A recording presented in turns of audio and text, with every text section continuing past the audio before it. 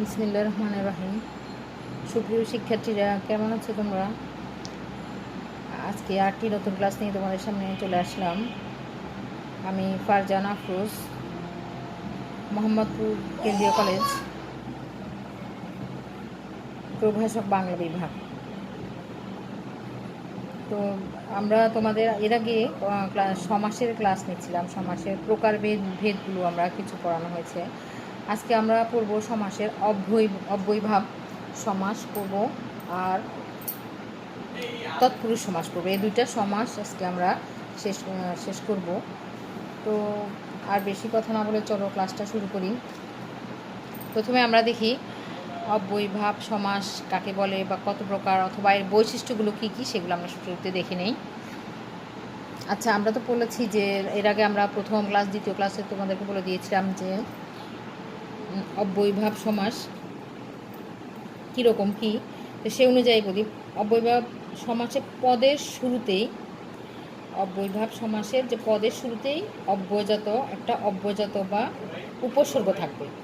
অব্যয়জাত শব্দ বা একটা উপসর্গ দিয়ে শব্দটা শুরু হবে। এই ধরনের কোনো শব্দ যখন সমাস যখন তোমরা দেখবে, তখন তো চোখ বন্ধ করে তোমরা বুঝে নিবে এটা হচ্ছে অব্যয়ভাব সমাস।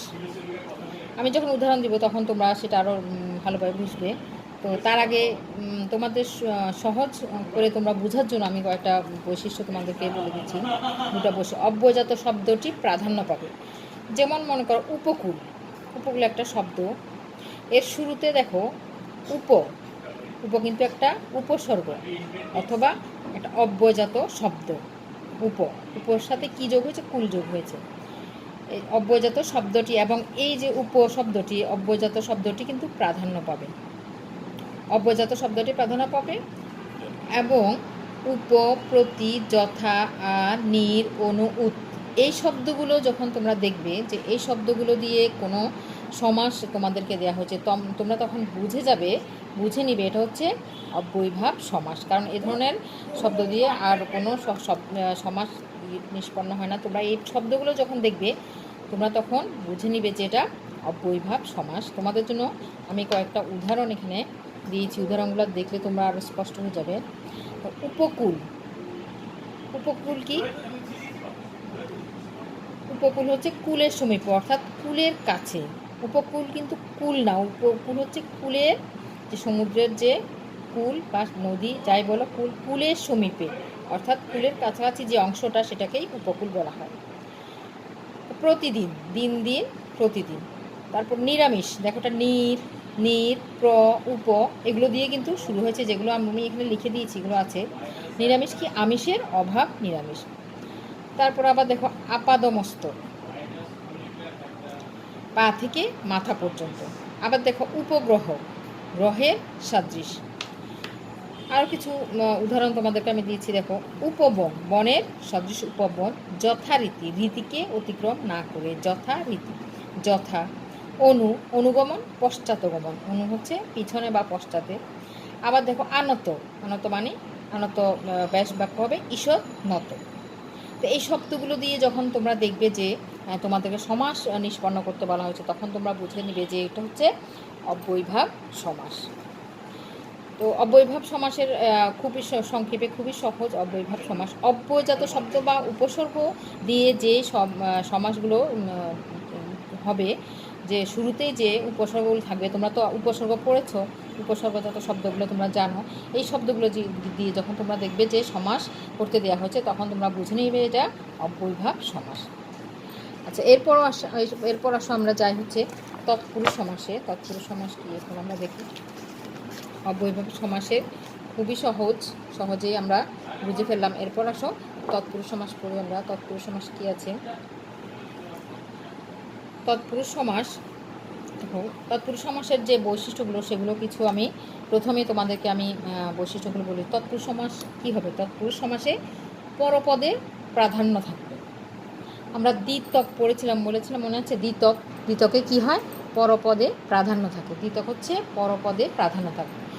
তৎপুরুষ সমাস যেহেতু দ্বিতকের মধ্যে পড়ছে, ততে তৎপুরুষ, পরপদে প্রাধান্য থাকবে। সমস্ত পদে বিভক্তি লোপ পাবে। আমরা জানি কিন্তু সমস্ত পদ কোনটা, যেই ছোট সমাস নিষ্পন্ন করার পর যে পদটি বের হয় সেটাই হচ্ছে সমস্ত পদ। আচ্ছা, সমস্ত পদে বিভক্তি লোপ পাবে। আরেকটা হচ্ছে তৎপুরুষ সমাস। কত প্রকার? 9 প্রকার। তৎপুরুষ সমাস আজকে আমরা পড়ব 9 প্রকার। তার আগে দুটো বৈশিষ্ট্য কি?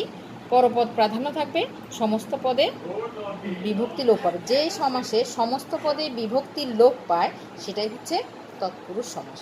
তৎপুরুষ শব্দের অর্থ যদি আমরা আক্ষরিক অর্থ করি, তৎ মানে তার, আর পুরুষ তো পুরুষ, তার পুরুষ, এটাই হচ্ছে তৎপুরুষ। আচ্ছা, তৎপুরুষ সমাস কিন্তু এই যে 9 প্রকার, তার মধ্যে কয়েকটা প্রকার আছে যেগুলো বিভক্তির উপর নির্ভর করে এই সমাসগুলো হয়। বিভক্তি যেখানে যে বিভক্তি লোপ পাবে সেটা সেই সমাস হবে। আমরা তোমাদের সুবিধার জন্য আগে বিভক্তিগুলো একটু দেখে নেই। বিভক্তিগুলো দেখে নিলে তোমাদের জন্য সুবিধা হবে। বিভক্তিগুলো আমি বলে দিই। দ্বিতীয় বিভক্তি, দ্বিতীয় বিভক্তিতে কী থাকে? কে রে, কে রে হচ্ছে দ্বিতীয় বিভক্তি থাকবে। তৃতীয় বিভক্তি, তৃতীয় বিভক্তি দ্বারা, দিয়া, কর্তৃক। এরপর চতুর্থী বিভক্তি, চতুর্থী বিভক্তিতে হচ্ছে জন্য, নিমিত্ত। এরপর আসো আমরা পঞ্চমী বিভক্তি, পঞ্চমী বিভক্তি হচ্ছে হতে থেকে, হতে থেকে চে হবে এখানে, হতে থেকে চে। ষষ্ঠী বিভক্তি র এর। সপ্তম বিভক্তি এ অ তে। এই যে আমরা বিভক্তিগুলো দেখে নিলাম, এই যে যে বিভক্তি অনুযায়ী কিন্তু সেই সমাস হবে। তা আমরা যাই তাহলে সমাস, তৎপুরুষ সমাসের যে 9 প্রকার তৎপুরুষ সমাস, সেগুলো প্রকারভেদগুলো একটু দেখে নিই।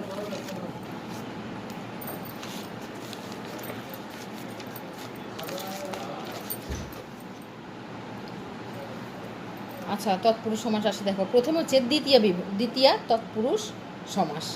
দ্বিতীয় তৎপুরুষে আমরা দ্বিতীয় বিভক্তি কী আছে বলেছি? কে রে। কে রে যদি থাকে তাহলে আমরা যেই তৎপুরুষ সমাসে আমরা দেখব কে রে বিভক্তির লোপ পাবে সেটাই হবে দ্বিতীয় তৎপুরুষ সমাস। আমরা একটা উদাহরণ দেখি, উদাহরণ দেখলে আমরা বুঝে যাব। সেটা হচ্ছে লোককে দেখানো। যখন আমরা সমস্ত পদটা কী হবে? লোক দেখানো। এখানে দেখো লোককে দেখানো, এখানে যে কে বিভক্তিটা লোপ পেয়ে সমস্ত পদেশে কী হয়েছে? লোক দেখানো। দুঃখকে প্রাপ্ত, সমস্ত পদেশে কী হয়েছে? দুঃখ প্রাপ্ত। এই যেখানে কে বিভক্তিটা লোপ পেল, এভাবে যদি কে রে এই বিভক্তিগুলো লোপ পায় তাহলে আমরা বুঝবো সমস্ত পদেশে যখন এটা লোপ পাবে তখন আমরা বুঝবো এটা কি? তৎপুরুষ সমাস। এভাবে বই পড়া, বইকে পড়া, বধূ বরণ, বধূকে বরণ, এরকম হতে পারে।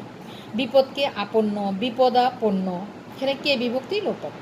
আচ্ছা, আরেকটা নিয়ম হচ্ছে যদি ব্যক্তি শব্দটা দিয়ে যদি কোনো সমাস হয় তখন তোমরা বুঝবে যে এটা তৎপুরুষ সমাস। যেমন চিরকাল ব্যাপিয়া সুখী, চিরসুখী, চিরকাল ব্যাপিয়া সুখী। এ ধরনের আরও অনেকগুলো আছে, তোমরা বইতে পাবে, বইতে তোমরা প্র্যাকটিস করে নিও।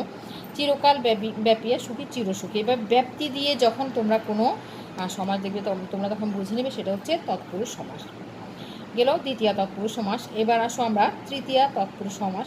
তৃতীয় তৎপুরুষ সমাস ঠিক তৃতীয় বিভক্তি, যে তৎপুরুষ সমাস থেকে তৃতীয় বিভক্তি লোপ পাবে সেটাই হচ্ছে তৃতীয় তৎপুরুষ সমাস। তো তৃতীয় বিভক্তিগুলো কি কি আগেও আমরা দেখেছি, আরেকবার আমরা দেখি। দ্বারা, দিয়া, কর্তৃক। দ্বারা, দিয়া, কর্তৃক যদি কোনো বিভক্তি থেকে সমাস থেকে লোপ পায়, মানে ব্যাস বাক্য থেকে লোপ পেয়ে সমাস নিষ্পন্ন হয়, তখন আমরা বুঝবো সেটা হচ্ছে তৃতীয় বিভক্তি। যেমন মন দিয়ে গড়া, মন গড়া। শ্রম দ্বারা লব্ধ, শ্রমলব্ধ। এই বিভক্তিগুলো এখানে দেখো মন দিয়ে গড়া, মন গড়া। এই যে এখান থেকে কি দিয়ে, মন দিয়ে গড়া, এখানে দিয়া বিভক্তিটা লোপ, এখানে কি হয়েছে? মন গড়া। শ্রম দ্বারা লব্ধ, এখানে দ্বারা বিভক্তি বাদ দিয়ে কি হয়েছে? শ্রম লব্ধ। এছাড়াও আরও একটু নিয়ম আছে, সেটা তোমাদেরকে উন, হীন, শূন্য, এই শব্দগুলো যখন উন, হীন, শূন্য এই শব্দগুলো যখন কোনো সমাসের শেষে তোমরা দেখবে তখন তোমরা বুঝবে যে এটা হচ্ছে তৃতীয় তৎপুরুষ সমাস হবে। যেমন শব্দগুলো আমি বলে দিই। বিদ্যাহীন, জ্ঞান শূন্য, একুন, পাঁচ কম, এই জাতীয় শব্দগুলো যখন থাকবে উন, হীন, শূন্য দিয়ে যখন কোনো শব্দ হবে তখন তোমরা বুঝে নেবে এটা হচ্ছে তৃতীয় তৎপুরুষ সমাস। এছাড়া আরেকটা নিয়ম আছে, সেটা আমি বলে দিই। সেটা হচ্ছে যখন উপকরণ বাচক কোনো শব্দ থাকবে, উপকরণ বাচক কোনো শব্দ দিয়ে যদি কোনো সমাস দেখো তখনও তোমরা বুঝে নিবে সেটাও তৃতীয়া তৎপুরুষ সমাসের মধ্যে পড়বে। যেমন স্বর্ণমণ্ডিত, স্বর্ণ দ্বারা মণ্ডিত, হীরক খচিত, হীরক দ্বারা খচিত, চন্দন চর্চিত, চন্দন দ্বারা চর্চিত। এই জাতীয় উপকরণ জাতীয় কোনো জিনিস দিয়ে যদি কোনো সমাস হয়, পদ হয়, শব্দ হয়, তোমরা তখন বুঝবে এটা হচ্ছে তৃতীয়া তৎপুরুষ সমাস। এরপর আসো আমরা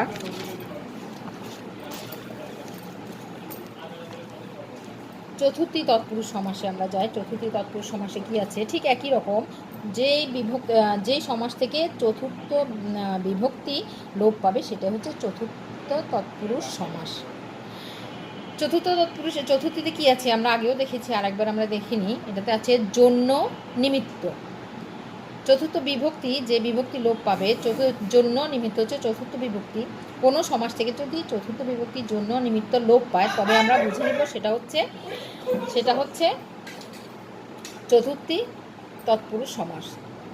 এছাড়াও আরেকটা বিষয় আছে ধর্ম, ভক্তি, দান। এই জাতীয় যদি কোনো শব্দ বোঝায়, ধর্মীয় কোনো ব্যাপার অথবা ভক্তি, গুরুকে ভক্তি বা দান, কন্যাদান, এই ধরনের কোনো শব্দ যখন তোমরা দেখবে তখন তোমরা বুঝবে যে এটা হচ্ছে চতুর্থী তৎপুরুষ সমাস। তো এমনিতে নর্মালি জন্য নিমিত্ত, সেটা দিয়ে দেখো আরামের জন্য কে দ্বারা, এখানে কি বাদ গিয়েছে? আরাম কে দ্বারা। তাহলে এখানে কি বাদ গিয়েছে? কোন বিভক্তি? চতুর্থ বিভক্তির জন্য বাদ গিয়েছে। আরামের জন্য কে দ্বারা? আরাম কে দ্বারা। বসতের নিমিত্ত বাড়ি, বসত বাড়ি। রান্নার জন্য ঘর, রান্নাঘর। বিয়ের জন্য পাগলা, বিয়ে পাগলা। আবার ওই যে বলেছি ভক্তি, ধর্ম, দান এ ধরনের যখন বোঝাবে তখন তপের জন্য বন, তপবন। তপ মানে হচ্ছে তপস্যা, অর্থাৎ তপস্যা করার জন্য যে বন, তপস্যা তো কি ধর্মীয় অংশের মধ্যে পড়ে। আবার দেব দত্ত, দেবকে দত্ত, দেবের জন্য দত্ত, দেব দত্ত। তপের জন্য বন, তপবন। এই ধরনের আরেকটা আছে হজের জন্য যাত্রা, হজ যাত্রা। এ ধরনের ধর্মীয়, ভক্তি অথবা দানমূলক যখন কোনো কিছু দেখবে সেটাও চতুর্থী বিভক্তির মধ্যে, চতুর্থী তৎপুরুষের মধ্যে পড়বে। এছাড়া জন্য নিমিত্ত বিভক্তি যদি বাদ যায় সেটা তো আছেই। আচ্ছা, এগুলো আমাদের চতুর্থী তৎপুরুষ সমাস। এরপর আসো পঞ্চমী তৎপুরুষ সমাসে কি হবে? পঞ্চমী তৎপুরুষ সমাস আমরা একটু আগে দেখেছি, সেটা কি আছে? হতে, থেকে, চেয়ে। যদি যেই সমাস থেকে হতে, থেকে, চেয়ে বিভক্তি বাদ যাবে সেটাই আমরা ধরে নিব পঞ্চমী তৎপুরুষ সমাস হিসাবে। উদাহরণ দেখো, খাঁচা থেকে ছাড়া, খাঁচা ছাড়া। এখানে শিখেছি খাঁচা ছাড়া, মাঝখানে কি বাদ গেল? থেকে। বিলাত থেকে ফেরত, বিলাত ফেরত। পদ হতে চ্যুত, পদচ্যুত। আগা থেকে গোড়া, আগা গোড়া। প্রাণের চেয়ে প্রিয়, প্রাণ প্রিয়। এখানে দেখো থেকে, থেকে, হতে, থেকে, চেয়ে, এই বিভক্তিগুলো বাদ গিয়ে এখানে সমাস নিষ্পন্ন হয়েছে বা সমস্ত পদটা তৈরি করা হয়েছে। সুতরাং এই ধরনের যখন শব্দ তোমরা দেখবে তখন তোমরা বুঝে নেবে সেটা হচ্ছে পঞ্চমী তৎপুরুষ সমাস। আচ্ছা, এরপর আসো ষষ্ঠী তৎপুরুষ সমাস। ষষ্ঠী তৎপুরুষ সমাসে কি আছে? ষষ্ঠী তৎপুরুষ সমাস আমরা আগে দেখেছি। ষষ্ঠী তৎপুরুষ সমাসের হচ্ছে বিভক্তি, ষষ্ঠী বিভক্তি লোপ পাবে যেখানে, সেটাই হচ্ছে ষষ্ঠী তৎপুরুষ সমাস। হচ্ছে র এর, যে সমাস থেকে র এর বিভক্তি লোপ পাবে সেটাই হচ্ছে ষষ্ঠী তৎপুরুষ সমাস। যেমন ধরো চায়ের বাগান, চা বাগান। রাজার পুত্র, রাজপুত্র। এখানে দেখো চায়ের বাগান থেকে, চায়ের থেকে কি বাদ গিয়েছে? এর বাদ গিয়েছে। আমরা কি বলেছি? র এর, র এর এগুলো যদি বাদ যায় সেটা হবে ষষ্ঠী তৎপুরুষ সমাস। চায়ের বাগান, এখানে বিভক্তি ষষ্ঠ বিভক্তি লোপ পেয়ে হয়েছে চা বাগান। রাজার পুত্র, এখানে র বাদ গিয়ে হয়েছে কি? রাজপুত্র। মামার বাড়ি, এখানে এসেছে মামা বাড়ি। তো যে তৎপুরুষ সমাসে ষষ্ঠী বিভক্তি লোপ পাবে সেটা হচ্ছে ষষ্ঠী তৎপুরুষ সমাস। আরেকটা উদাহরণ আছে রাজা ধানী, রাজধানী। এখানে র বিভক্তি লোপ পেয়েছে, রাজা ধানী, রাজধানী। আচ্ছা, এইগুলো ষষ্ঠী তৎপুরুষ সমাস। এরপর আমরা সপ্তমী তৎপুরুষ সমাস। আমরা জানি যে যেই সমাস থেকে সপ্তমী বিভক্তি লোপ পাবে সেটা হচ্ছে সপ্তমী তৎপুরুষ সমাস। যেমন গাছে পাকা, গাছ পাকা। আচ্ছা, আগে আমরা বলে নিই সপ্তমী তৎপুরুষ বিভক্তিগুলো কি কি? এ, অ, তে। এ অন্তস্থীয়, তে, এই তিনটা বিভক্তি যদি লোপ পায় সেটাই আমরা ধরে নিব সপ্তমী তৎপুরুষ সমাস। যেমন গাছে পাকা, গাছ পাকা, দিবায় নিদ্রা।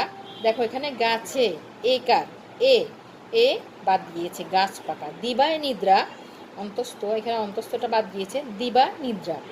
দানে বীর, দানবীর, এখানে এ বাদ দিয়েছে, এ বাদ দিয়েছে, দানবীর। গোলাতে ভরা, এখানে তে বাদ দিয়েছে, গোলা ভরা। পুঁথিতে গত, পুঁথিগত, পুঁথিতে গত, পুঁথিগত।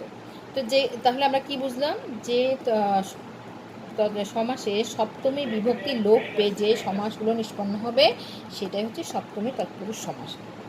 এখন আসো আমরা নয় তৎপুরুষ সমাস কাকে বলে, আরেকটা প্রকারভেদ নয় তৎপুরুষ সমাস। এটা আসো কোনো আমরা জানি নয় তৎপুরুষ সমাস আমরা নয় বা আমরা আগেও পড়েছি, নয়ও আমরা আগেও পড়েছি, সুতরাং আমরা এই শব্দের অর্থ জানি, অর্থাৎ না বোধক। নয় বা নয় অর্থাৎ না বোধক, বা আগে আমরা পড়েছি নঞ্চ তৎপুরুষ, এখন বলা হয় নয় তৎপুরুষ বা নয় তৎপুরুষ। এটা অর্থই হচ্ছে না বোধক। তা আমরা যখন শব্দের শুরুতে না বোধক শব্দ থাকবে, এবং সেই না বোধক শব্দগুলো কেমন সেটা আমি তোমাদেরকে এখানে একটু লিখে দিয়েছি কেমন হতে পারে। অ, আ, না, অনা ইত্যাদি, বে, ঘর। অ, আ, না, অনা, বে, ঘর, গ। এই ধরনের শব্দগুলো দিয়ে যখন তোমরা দেখবে সমাস আছে, তখন তোমরা বুঝে নিবে, চোখ বন্ধ করে বুঝে নিবে এটা হচ্ছে নয় তৎপুরুষ সমাস।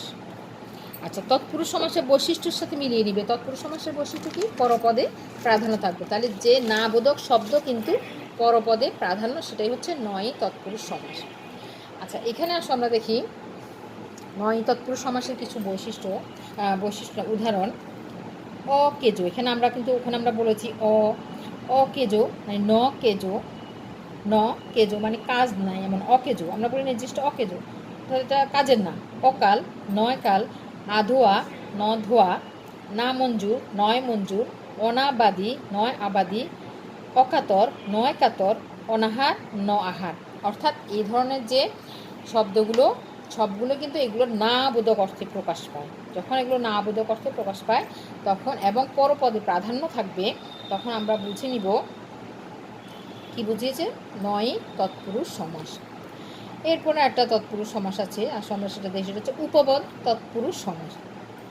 উপপদ তৎপুরুষ সমাস দিয়ে আমরা সেটা দেখিনি। এটা হচ্ছে যে সমাসের পরপদের সঙ্গে, পরপদে যে ক্রিয়ামূলের সঙ্গে যখন কৃত প্রত্যয় যুক্ত হবে, পরপদের যে ক্রিয়ামূলের সঙ্গে যখন কৃত প্রত্যয় যুক্ত হয়, পরপদটা যদি ক্রিয়াপদ হয় এবং ক্রিয়াপদের সঙ্গে যদি কৃত প্রত্যয় যুক্ত হয়, যে সমাস নিষ্পন্ন হবে সেটাই হচ্ছে উপপদ তৎপুরুষ সমাস। তোমরা আবার শুনে নাও, পরপদের সঙ্গে বা ক্রিয়ামূলের সঙ্গে কৃত প্রত্যয় যুক্ত হয়ে যে সমাস হবে সেটাই হচ্ছে উপপদ তৎপুরুষ সমাস। এসব সমাস থেকে তোমাদের খুব কমই আসে পরীক্ষায়, তবুও আমি তোমাকে জানার জন্য বলে দিচ্ছি। এই সমাসটার শেষে তোমরা দেখবে যে, যা, এ ধরনের শব্দ থাকবে, যে, যা থাকবে। যেমন একটা আমরা সমাহার দেখেছি, সেরকম যে, যা, এ ধরনের শব্দ থাকবে শেষে। তো উপপদ তৎপুরুষ সমাসের খুব একটা বেশি উদাহরণ নেই, অল্প কিছু উদাহরণ আছে। তোমাদের জন্য আমি দুটা লাইন রেডি করেছি, এই লাইন দুটোর মধ্যে অনেকগুলো শব্দ চলে এসেছে। তোমরা চাইলে এই ধরনের লাইন রেডি করে শব্দগুলো এর মধ্যে একটা গল্পের মতো করে একটা ভিডিওর মধ্যে নিয়ে এসে মনে রাখতে পারো এগুলো কি। যেমন জলচর, জলে চরে যে জলচর, এই যে জলে চরে যে জলচর আছে। তো তোমাদেরকে আমি শব্দগুলো, কিছু শব্দ রেডি করেছি, শব্দগুলো বলে দেই। জলচর পঙ্কজ, জলদ হলেও গৃহস্থে সে সত্যবাদী। জলচর পঙ্কজ জলদ হলেও গৃহস্থে সে সত্যবাদী। আসলে এখানে যে জলচর, পঙ্কজ, জলদ, গৃহস্থ এবং সত্যবাদী, এই শব্দগুলো হচ্ছে কী হবে, উপপদ তৎপুরুষ সমাস। এই শব্দগুলো যখন তোমরা দেখবে, আরও কিছু শব্দ আছে, যখন দেখবে তোমরা তখন তোমরা বুঝবে যে এটা উপপদ তৎপুরুষ সমাস। আরেকটা লাইন দেখো, ইন্দ্রজিৎ পকেট মার ও ছেলে ধরা কাজ ছেড়ে দিয়ে এখন ঝাড় পোকার ঘর পোড়া দেয় এবং মাছি মারাতে হাড় ভাঙা পরিশ্রম করে। এখানে আমরা আরেকবার পড়ি, ইন্দ্রজিৎ পকেট মারা ও ছেলে ধরা কাজ ছেড়ে দিয়ে এখন ছাড় পোকার ঘর পোড়া দেয় এবং মাছি মারাতেও কী করে, মাছি মারাতেও হাড় ভাঙা পরিশ্রম করে। তাহলে এই যে হাড় ভাঙা, এটা একটা উপপদ। আর এই পাশে আমরা ইন্দ্রজিৎ, পকেট মার, ছেলে ধরা, ছাড় পোকা, ঘর পোড়া, মাছি মারা, এই শব্দগুলো হচ্ছে উপপদ তৎপুরুষ সমাস। তোমরা বই থেকে এগুলো প্র্যাকটিস করবে এবং আরও খুঁজে নিয়ে তোমরা চাইলে আমার মতো করে, গল্পের মতো করে, অথবা যে কোনো একটা লাইনের মতো করে এই শব্দগুলো বানিয়ে তোমরা মুখস্থ করে রাখতে পারো। একটা লাইন যদি তুমি বানিয়ে নাও, সেটা মনে রাখা তোমার জন্য অনেক বেশি সহজ হবে। সেই জন্য আমি এখানে 2টা লাইন তোমাদের জন্য দিলাম, তোমরা সেটা অনুসরণ করতে পারো। আচ্ছা, এই গেল উপপদ তৎপুরুষ সমাস। আরেকটা তৎপুরুষ সমাস আছে, এটা আমরা আগেও পড়েছি, অলুক তৎপুরুষ সমাস। অলুক তৎপুরুষ সমাসে কি হয় আমরা জানি, এর আগে আমরা অলুক দ্বন্দ্ব পড়েছি, অলুক বহুব্রী পড়েছি, অলুক তৎপুরুষ সমাস। তো অলুক তৎপুরুষ সমাসে পূর্বপদের বিভক্তি লোপ পাবে না। অলুক মানেই আমরা জানি বিভক্তি লোপ পাবে না, আমরা আগেও পড়েছি, এখানেও সেম একই নিয়ম, অলুক সব জায়গায় একই নিয়ম থাকবে। যেমন ধরো গায়ে পড়া, এর ব্যাস বাক্য কী হবে, গায়ে পড়া। কলের গান, গরুর গাড়ি, মানে যা আছে তাই হবে, শুধু আমরা শব্দ দুটোর মাঝখানে একটু ফাঁক করে দুটো যে শব্দ সেটা বুঝাবো। কিন্তু এর মধ্যে এখানে কলের গান, এখানেও একার আছে, এখানেও গরুর, এখানে গায়ে, এই বিভক্তি লোপ পাবে না। অর্থাৎ অলুক মানে হচ্ছে বিভক্তি লোপ পাবে না। তো যে সমাসে বিভক্তি লোপ পাবে না সেটাই আমরা বুঝবো অলুক তৎপুরুষ সমাস। গানের আসর, গরুর গাড়ি, কলের গান। আশা করি আমার সুপ্রিয় শিক্ষার্থীরা তোমরা বুঝতে পেরেছ যে তৎপুরুষ সমাস এবং এই তৎপুরুষ সমাস এবং বহুব্রী, এই তৎপুরুষ এবং তোমাদের কারাটা কি বুঝলাম,